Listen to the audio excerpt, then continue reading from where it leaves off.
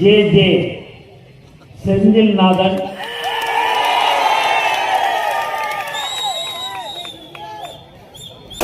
உழைப்பாளி J J மேற்கொன்றிய மாணவர் அணி சீனிவாசன், நாமைப்பேட்டை மேற்கு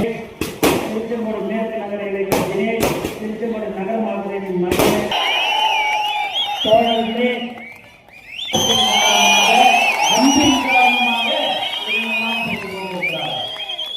என்றைக்கு சொன்னாரோ அன்றிலிருந்து இன்று வரை செய்திருக்கிற ஒரு உண்மையான தோழர்கள் தொண்டர்கள் தான் எங்களுடைய நண்பர்.